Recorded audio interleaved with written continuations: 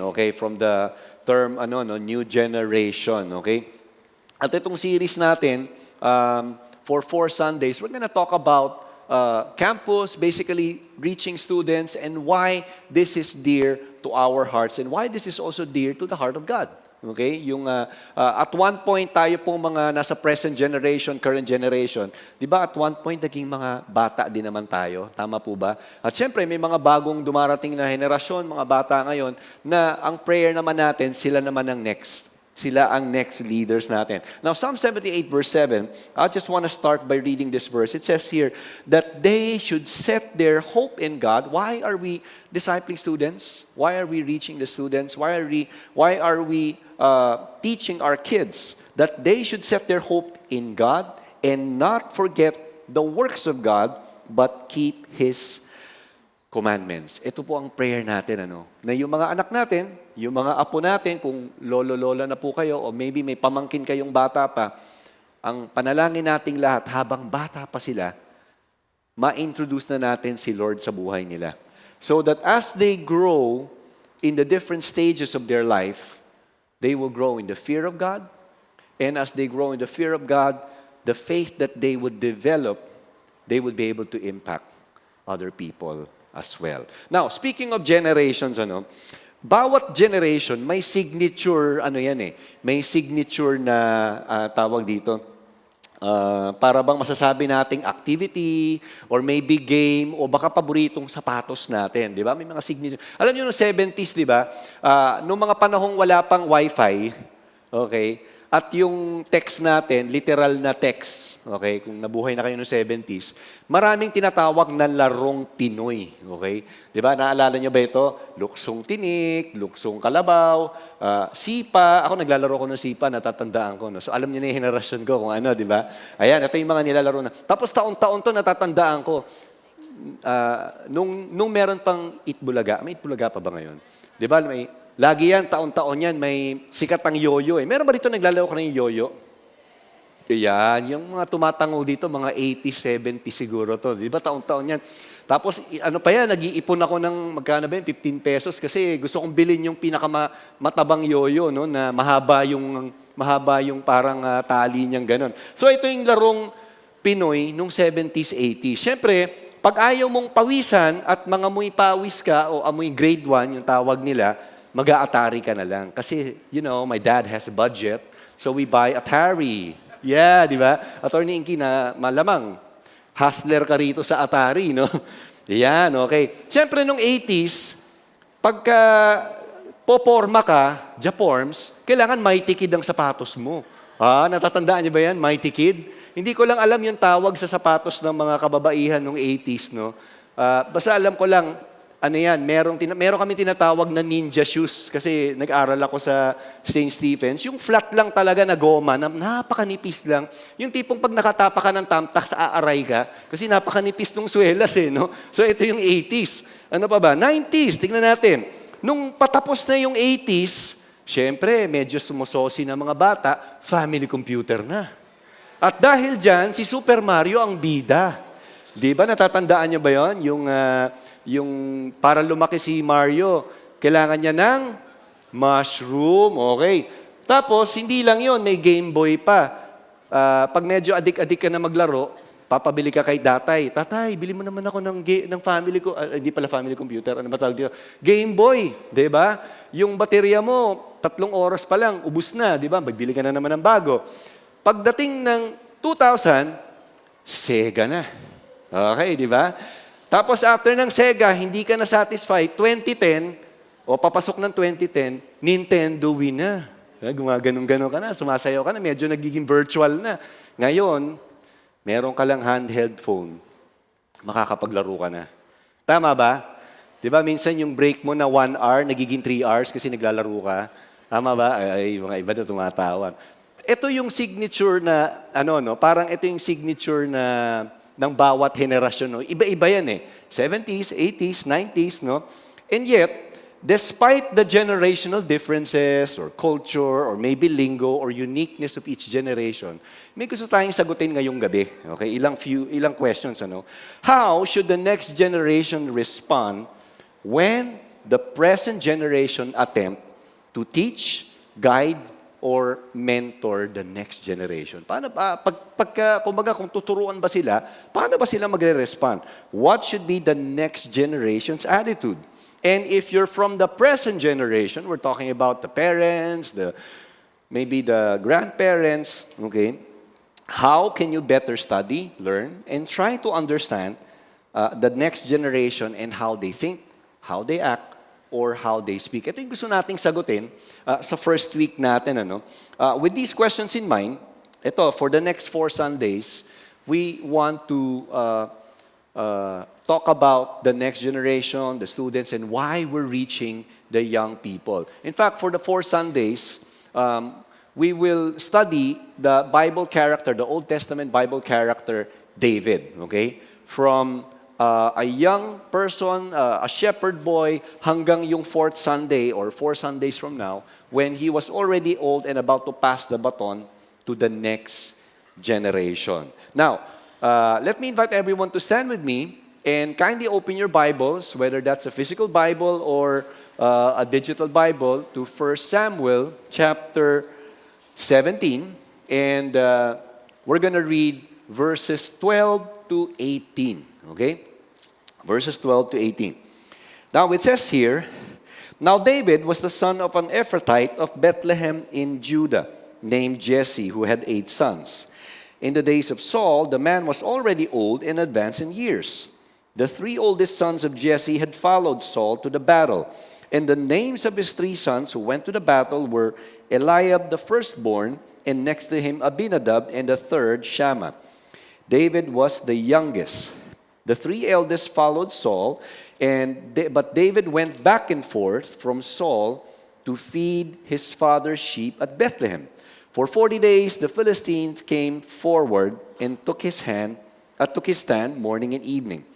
Jesse said to David his son, 'Take for your brothers an ephah of this parched grain, and these 10 loaves, and carry them quickly to the camp to your brothers. Also, take these 10 cheeses to the commander of their 1,000. See if your brothers are well, and bring some token from them.'" Let's all bow our heads. Father, as we start this series, New Gen, we're praying that your very heart for the next generation, may it be in our hearts as well. I pray that you speak to us tonight through the preaching of the word. In Jesus' name we pray, amen and amen. Let's all take our seats. So this chapter, basically, itong 1 Samuel 17, this covers probably if you grew up in a church, somehow you are familiar with the story of David and Goliath. Meron ba sa inyo familiar kayo story of David and Goliath? Maybe you probably heard it during a Sunday nung bata ka, no, sa Sunday school, maybe Vacation Bible School, or probably you watched it on Superbook, okay? But for some of us who are kind of unfamiliar with the story, si David ba yung best friend ni Goliath? O, baka medyo ganun yung idea mo about David and Goliath. Kaya kwento ko lang ng bahagyan para medyo may idea tayo. Ano ba nangyayari? Okay? Now, the Israelites, by this time, they were ruled by a king. At ang pangalan niya, yung kauna-unang hari sa kaharian ng Israel's history was King Saul. Siya yung hari ng time na yon. And by this time, in chapter 17, naghati na yung, kumbaga, naggrupo-grupo na yung army ng Philistines. Ito yung kalaban nila, at saka yung Israelites. They were in opposite sides of the mountain. Okay? Now, as they were, preparing for the war, there was a Philistine champion by the name of Goliath. Okay? And some Bible historians believe he was probably 9 feet or over 9 feet tall. Okay? And he was wearing a bronze helmet, a bronze armor, meron siyang javelin, meron din siyang sword. And every day, he would come out of their camp and he would challenge the Israelite army and say, sino ang pinakamatapang sa inyo? Padala nyo dito sa gitna, mag-one-on-one kami. Okay? Now, sino sa inyo kung may 9 feet kang kalaban sa basketball, ay lalaban ka? Ano ka lang? 5'2" ka lang. Okay, kakalabanin mo ba yan? Halos kalahati mo lang, di ba? 5'2". Tapos, 9 feet, o baka sabihin na natin 9'6", di ba? Ang laki nun, di ba? Nakatingala kang ganun. Paano ka kaya i-score nun? No? So parang ganun yung iniisip siguro ng mga Israelite army. And for 40 days, ganun yung ginagawa siguro by the time nag 10 days, 12 days na. Tamad na si Goliath. Wala yatang lalaban. Lalabas siya ng camp, sisigaw na naman siya. Pero walang lumalabas. Walang nagtatangkang maglakas ng loob na kalabanin siya. Okay? Now, ang tanong, where does David fit in from this story? Okay?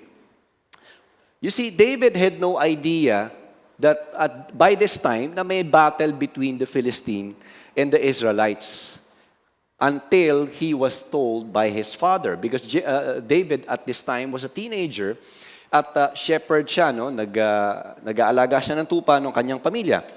All he knew by this time was that he had 3 brothers, older brothers, who were part of the Israelite army. Now, from this chapter and later on, magbabacktrack tayo sa 1 Samuel 16, there are, let me share to you at least 2 major lessons, no? On how the present and next generation can coexist. I know that when an older generation would sometimes, pagka nagko-connect with the younger generation, may tension. Nakakaramdam ba kayo nun? Okay, o ako lang? Di ba? Nung bata tayo, nararamdaman natin yan with the older generation, whether that's our lola, or parents. Ngayong tatay na ako, nakakaramdam din ako ng ganun. Baligtad naman sa mga anak ko naman. No? Kasi nga may generational gap in a way. Kaya natin pag-uusapan to. Because at the end of the day, in the multi-generational scheme of things, may plano ang Diyos sa lahat ng henerasyon. At ito yung gusto natin pag-usapan. Ano ba yung unang lesson? It takes humility and faithfulness for the next generation to receive and learn from the present generation. It takes humility and faithfulness. Okay? Sino sa inyo, you grew up, nung bata ka, mayabang ka. Huwag ka titingin sa katabi mo. Di ba? Christian ka na ngayon, di ba? Hindi ka na mayabang, mabait ka na, binabago ka na ni Lord. Di ba, no? So, imagine mo na lang, nung bata ako, lalo na nung magti-teenager na ako, feeling ko, alam ko na lahat. Lumaki ka bang ganun ka? Yung alam mo na lahat? Alam ko na yan. Yung mga ganun sagot natin sa tatay, nanay natin.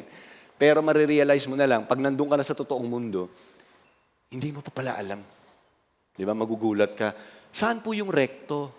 Saan po yung Divisoria? Akala mo nasa Mindanao yung Divisoria, yung mga ganun. Di ba? Kasi feeling mo lang naman. Pero in reality, kailangan natin ng older generation or present generation, kung younger ka, para somehow mag-succeed ka. But it takes humility and faithfulness. Now, 1 chapter before the story of David and Goliath, si David, he was said to be in his late teenage years, no? Nung panahon na to. He was already anointed the next king of Israel, pero hindi pa siya magte-take over as king. He was still young, pero inanoint na siya ni Samuel the prophet because by this time, King Saul fell from the grace of God. Kumbaga, dahil nga sa disobedience niya, patuloy na pagdi-disobey niya kay Lord, the Spirit of God departed from him. And in 1 Samuel chapter 16, verses 14 to 16, ang sabi ron sa verses na yon, an injurious or an evil spirit started to torment King Saul. And so the royal staff thought of a solution. Sabi nila,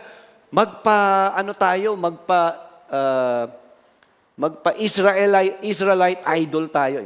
Ano ba tawag din? Ano ba mga panahon ngayon? Parang yung Pinoy idol, parang ganon. Magpa-audition tayo, humanap tayo. Sino may pinakamagaling na harpist o yung in our time, gitarista? Para magpe-play ng music every time na si King Saul na-oppress.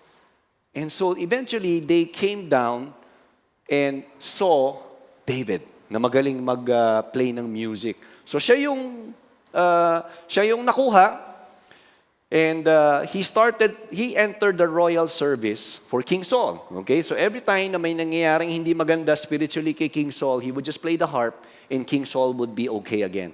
Imagine, no? Hindi lang to ordinary yung music. He would play worship songs to somehow minister to the soul of King Saul. But then, we can see the kind of character that God started to shape in the heart of David, okay, a young David, because when the war broke out between the Philistines and the Israelites. At tinawag uli siya nung tatay niya, he humbly reverted to his shepherd boy hat. Okay, siguro nagpaalam siya kay King Saul, mahal na hari, pinapatawag po ako ni tatay kasi may kailangan pong errand. Okay, utusan ako. Kailangan ko pong magdala ng stuff. Okay, may sinasabi sa kanya. No? Now, here's what it says in verse 14. David was the youngest. The 3 eldest followed Saul, but David went back and forth without a jeepney, without a train, without an airplane, nakatapak, diba? Nakapaalang, on foot, nagtatravel siya. He would go back and forth from Saul to feed his father's sheep at Bethlehem. For 40 days, the Philistine came forward, referring to the Goliath, and took his stand, morning and evening. And Jesse said to David his son, Take for your brothers an ephah of this parched grain and these 10 loaves, and carry them quickly to the camp to your brothers. Also, take these 10 cheeses to the commander of their 1,000 and see if your brothers are well and bring some token from him. You see, I realized when I was doing some research, taking care of the sheep during this time was not easy. Yun sa inyo, lumaki ka sa province at lumaki kang bilad ka sa araw. Okay, meron ba rito, galing ka sa province, di ba? Di ba, madali, gusto nyo ba yung nabibilad kayo sa araw? Lalo na pag 39, 45 degrees.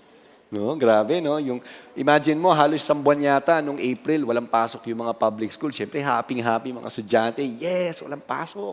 Tapos, pasado pa, di ba? Parang ganun. Pero ito, araw-araw, ganito yung task ni David as a teenager. On his own. Okay? Nag-aalaga siya ng tupa, ng pamilya niya, maybe 10 sheep, maybe, at the most.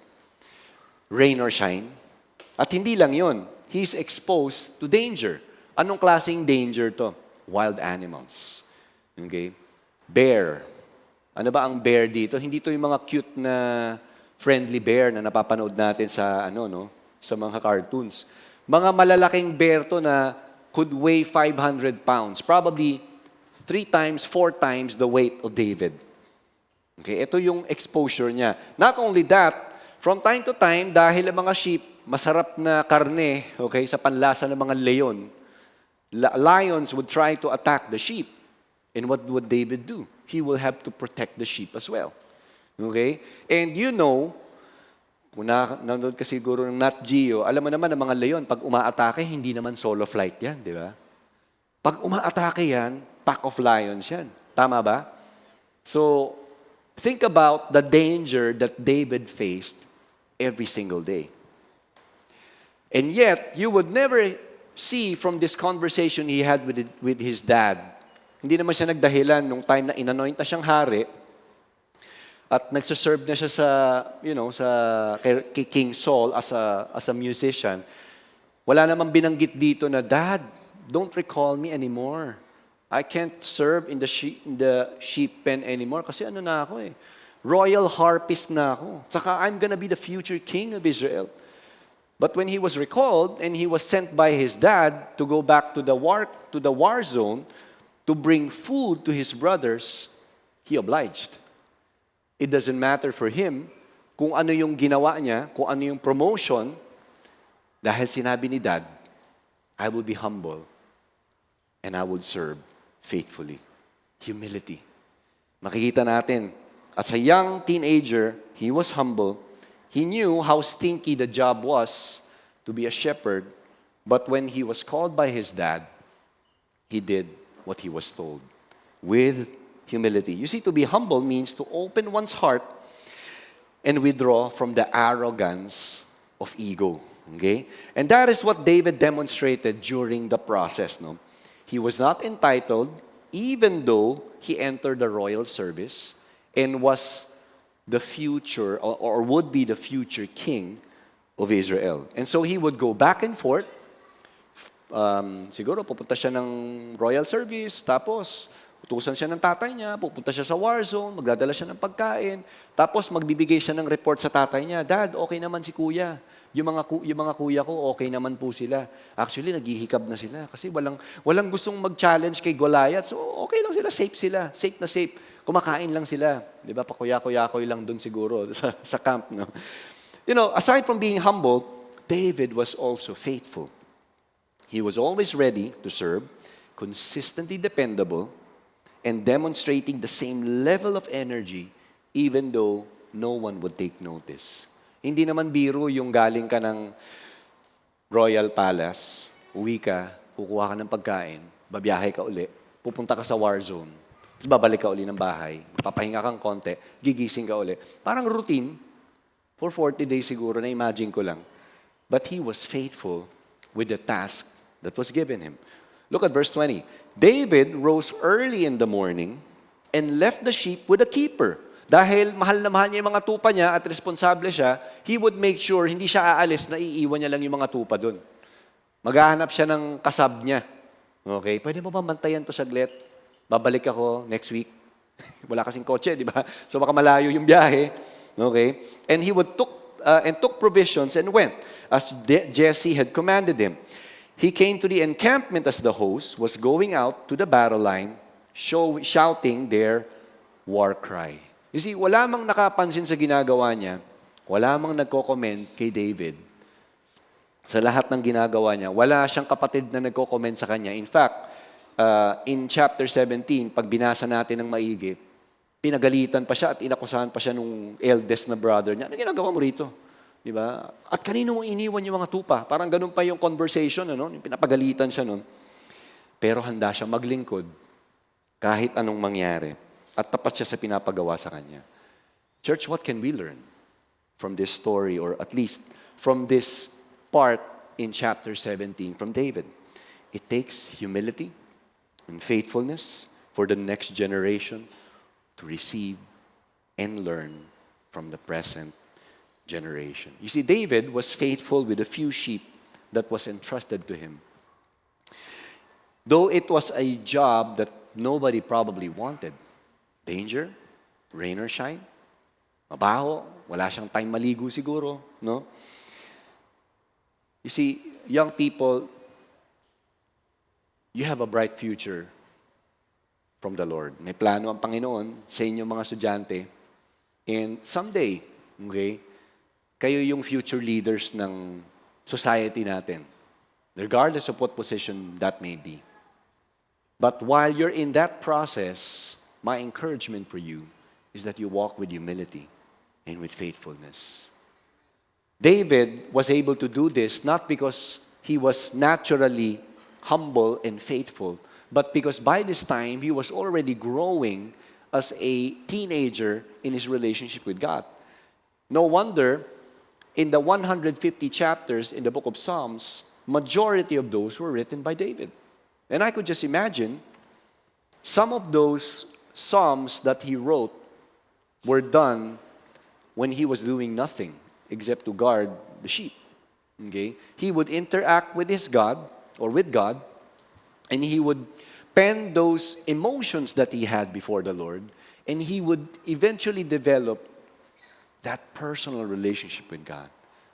Which is why when that time came, okay, na inuutusan siya, nagpumasok siya sa royal service, uutusan uli siya, dinevelop na ni God unti-unti yung humility at yung faithfulness sa puso niya.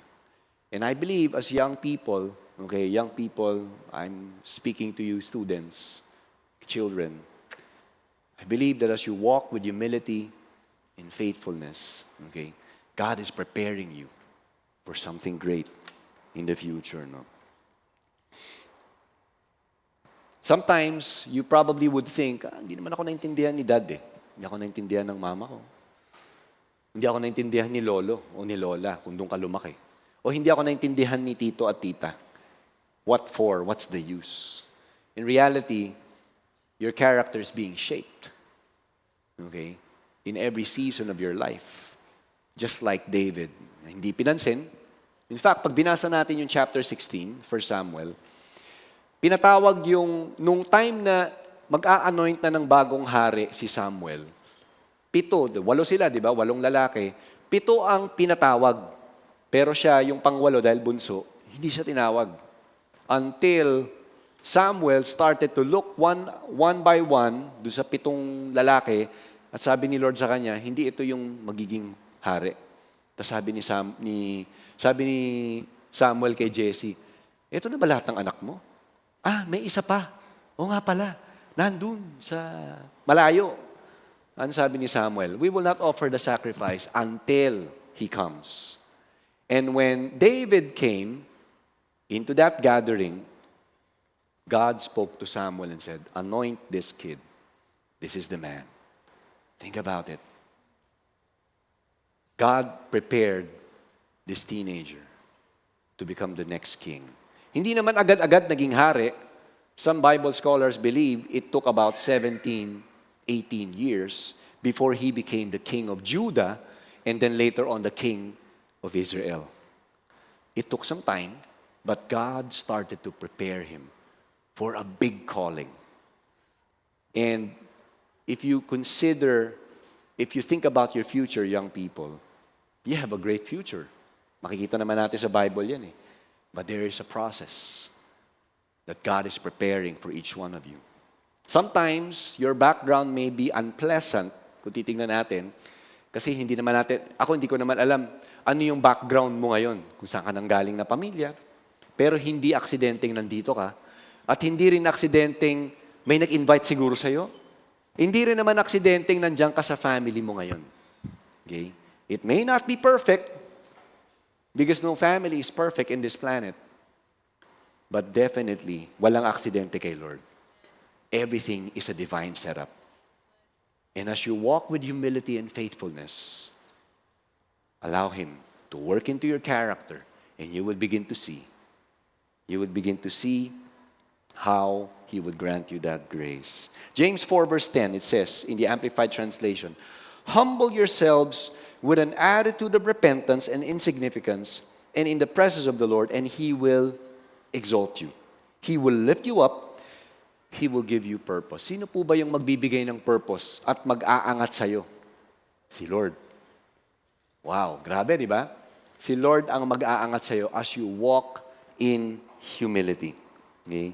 It takes humility and faithfulness for the next generation to receive and learn from the present generation. Now, this leads me to the second major lesson. God strategically positioned the present generation to guide, to mentor, and prepare the next generation to lead, okay, in the future. No? Tayo namang mga present generation, current, dads, moms, lolo, lola, guardian, pinosisyon naman tayo ng Panginoon sa buhay ng mga anak, apo natin. Wala pa akong apo, okay. Pero tayo naman, pinosisyon na tayo ng Panginoon sa buhay ng mga bata, ng mga kabataan.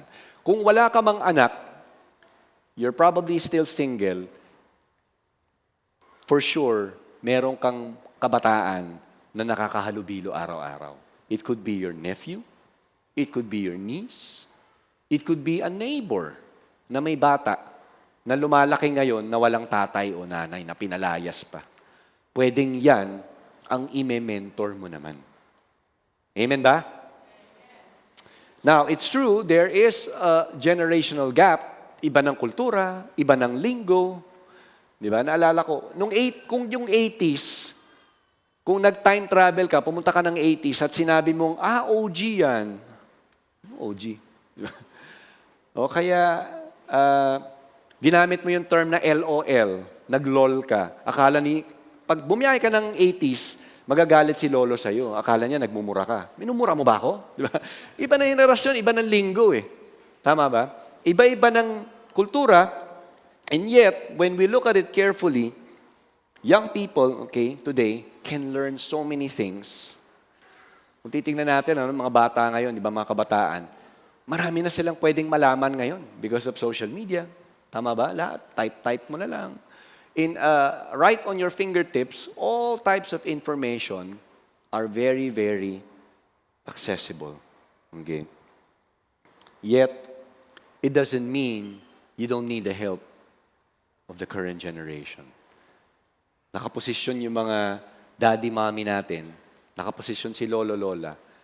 Because God has gifted them with the wisdom, with the experience they've had, the life lessons in life that can prepare you for your future. Para mag-succeed ka. Okay? But then it takes humility. Okay? To recognize that. You see, David, when we go back to 1 Samuel 17, David confidently declared to King Saul. Ito yung time na pinatawag siya ni King Saul. Kasi na-overhear ni King Saul yung mga sinasabi niya sa kawal, sa mga sundalo. No? So sabi ni David, sabi niya, King Saul, sabi niya ganun, I believe God can deliver Goliath when I face him. If you will let me face him, I can beat him. But he wasn't saying this with arrogance. He was saying this because he was coming from a position of his confidence in God. Okay? And he was doing it with humility. No?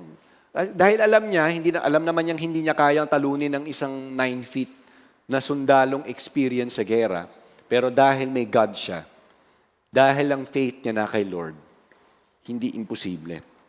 1 Samuel chapter 17, verse 31 to 37. Let's take a look at the conversation that David had with King Saul.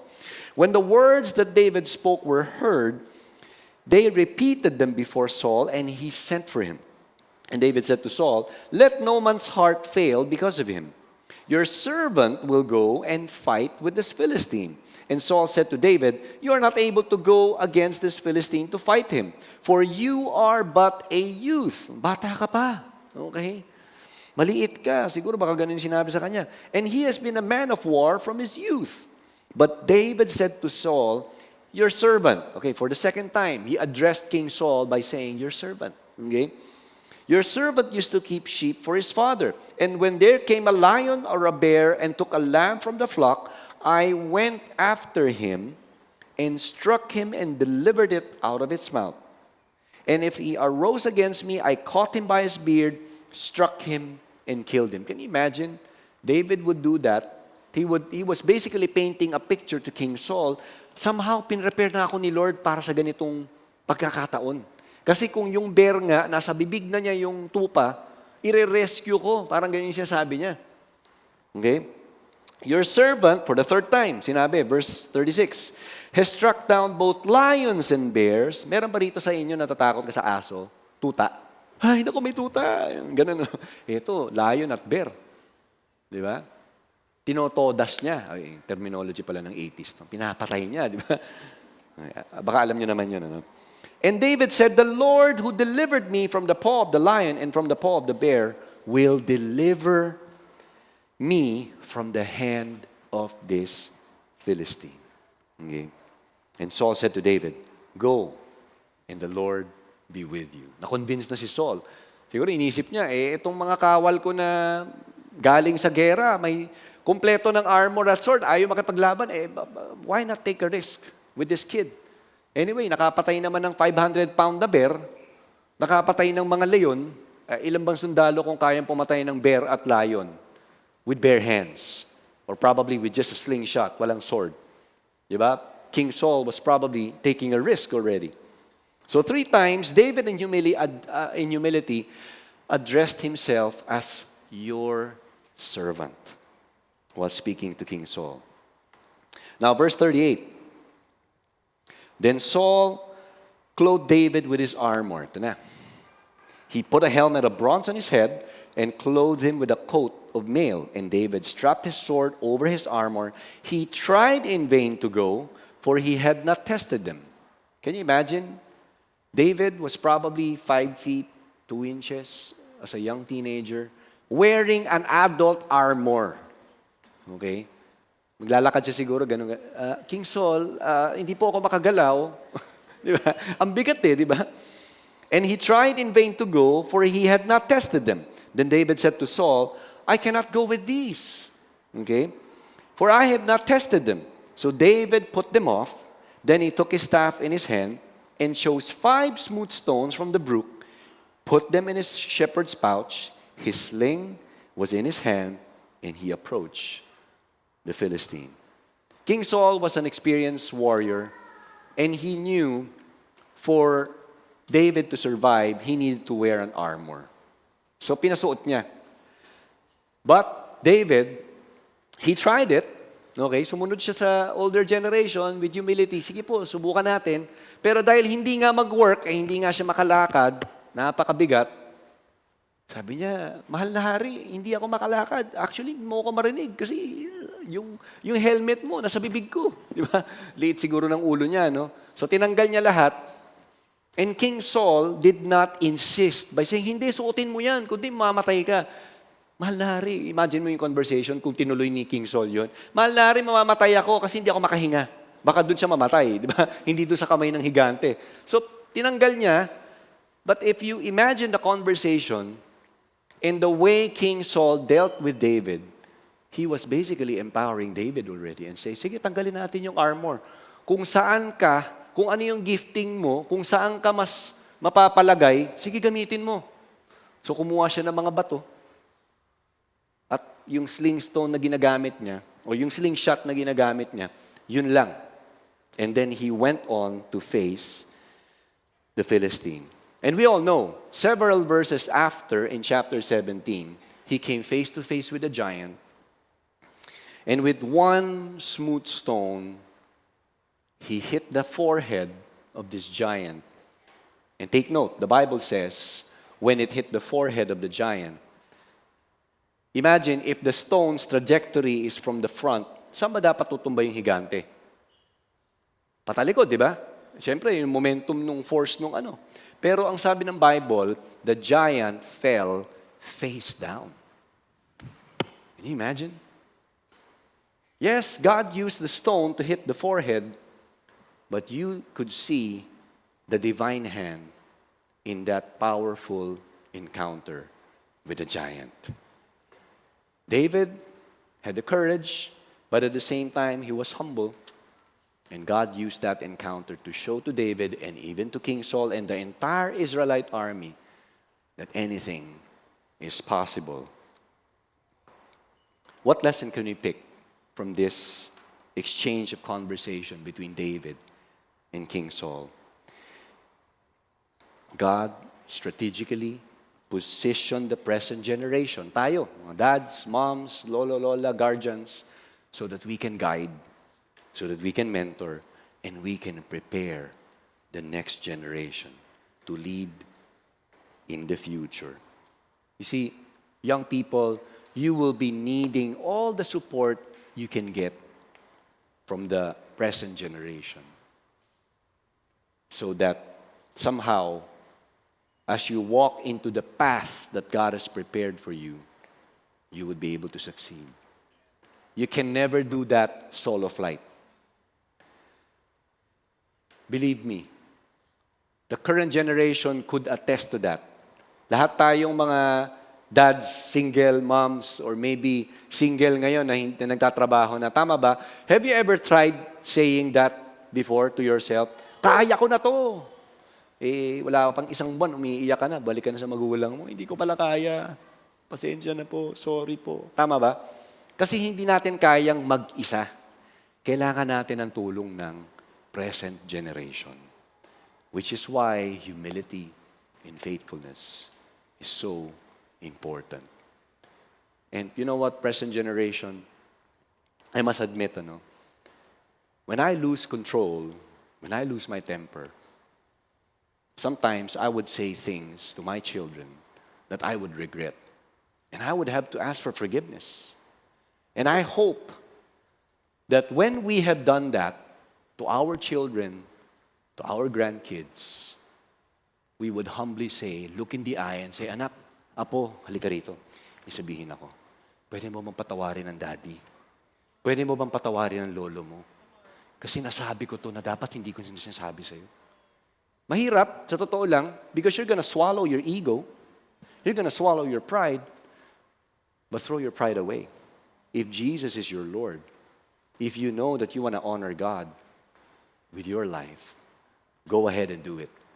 Because it would always benefit the next generation. One act of humility could lead to another. And that can set up the next generation for their success. Why? Because when they look back in that moment, when they grow up, they would realize, si daddy, nasaktan niya ako, pero humble siya. Humingi ng tawad sa akin. Sinasabi ng mga barkada ko, hindi, huwag ka na mag-sorry. Di ba, minsan ganun yung barkada natin. Hindi naman lahat, di ba? Pero minsan may ganun yung pride lang. But when you look at the reality, when we humble ourselves, He will give us the grace. And as we humble ourselves, as God releases His grace, restoration in relationship would eventually follow. 2 major lessons. Before I close, sino ba ang tunay na kalaban ng present generation at saka ng younger generation? Alam niyo ba kung sino? The Apostle Paul defined it this way in Ephesians 6, verse 11 and 12. Sabi niya rito, put on the full armor of God so that you can take your stand against your sitmates' schemes. Yun ba? Against your dad's schemes. Hindi. Against the devil's schemes. Kasi ito lang naman yung kalaban natin Okay? Verse 12. For our struggle is not against flesh and blood. Tingnan mo yung katabi mo kung ghost ba yan o may flesh and blood ba yan. Okay? Di ba, no? Tao yan, di ba? May dugo yan. Pag kinurot mo yan, aaray yan. Tama, no? But against the rulers, against the authorities, the powers of this dark world, and against the spiritual forces of evil in the heavenly realms. At the end of the day, ang kalaban ng bawat henerasyon, hindi yung older or yung younger generation. It's the devil. Because the devil came, the Bible says in John 10, verse 10, he was described by Jesus as a thief. He came to steal. Okay? He came to kill. And he came to destroy the next generation and the present generation. He came to destroy relationships. And when he succeeds in destroying families, what would happen to society? Can you imagine that? Can you imagine if young generation today would have a confused identity? Ano ba ako? Lalaki ba ako o babae ba ako? What would happen to the future? Can you paint a bright future for the Philippines? If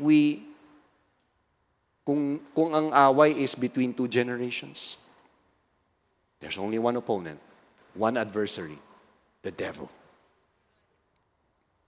You know what would keep us together? Despite our generational differences, cultural differences, lingos, generational gaps, what would keep us together is this picture, my last picture. Can we show it? Pakibasa nga. Jesus, period. Natakpan lang nung kapatid ba ito ni Patrick? Kapatid mo yan, di ba?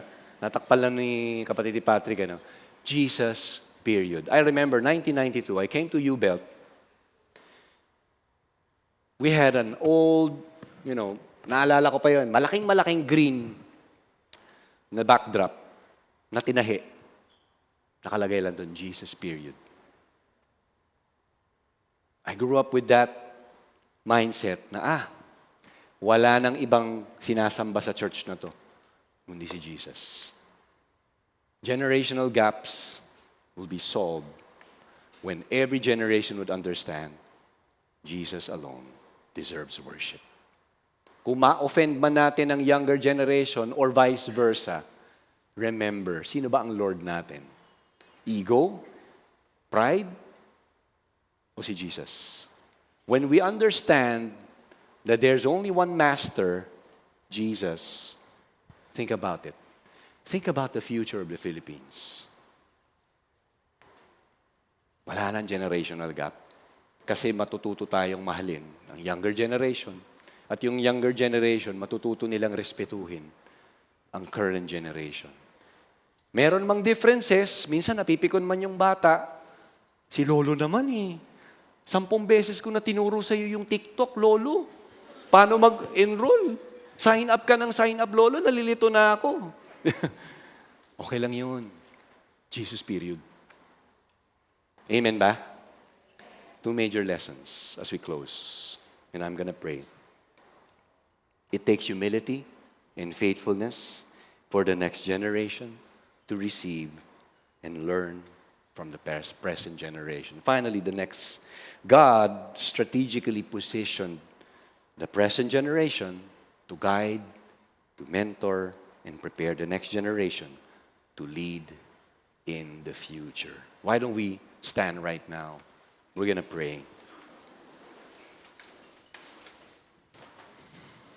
Let's all bow our heads and close our eyes.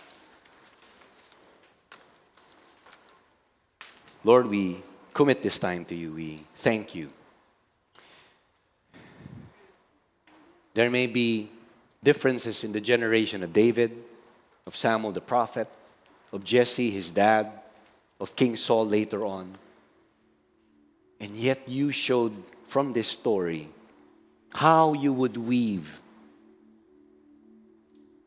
the divine destiny of a shepherd boy by the name of David.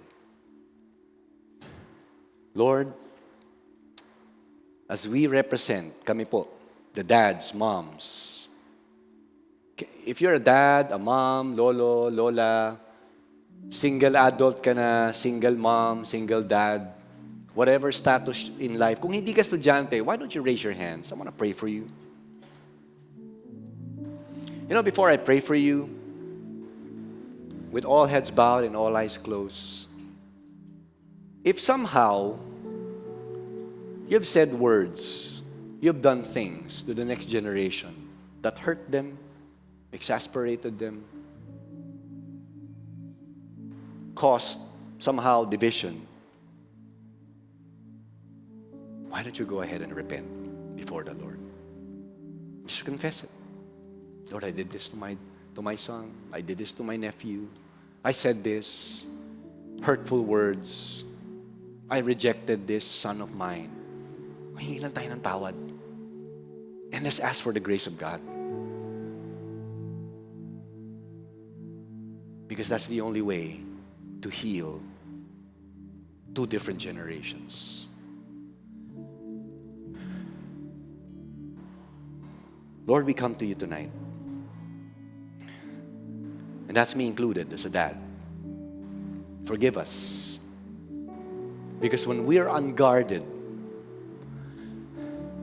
when Jesus is not Lord, in a heated moment, we could simply blurt things out. We could simply say things that we're not supposed to say. And when we say things without control, we tend to hurt the next generation. Forgive us.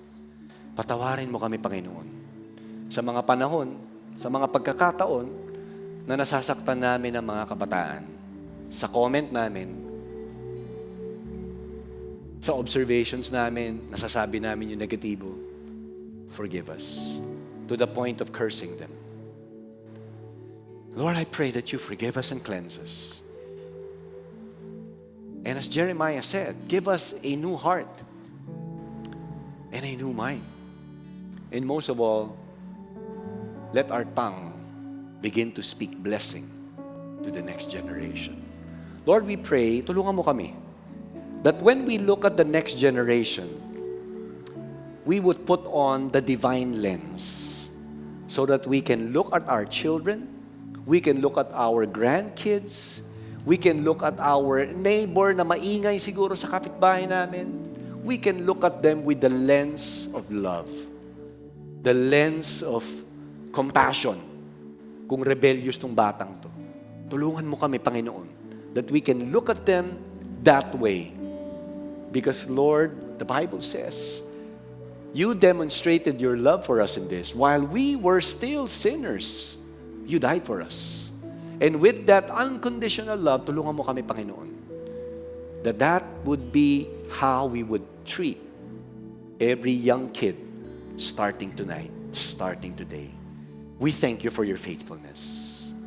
We give you glory and praise. In Jesus' name. Why don't we worship the Lord tonight? Thank you, Lord.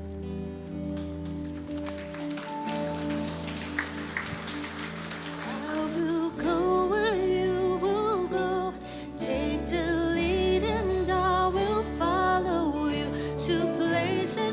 no one goes. Say, do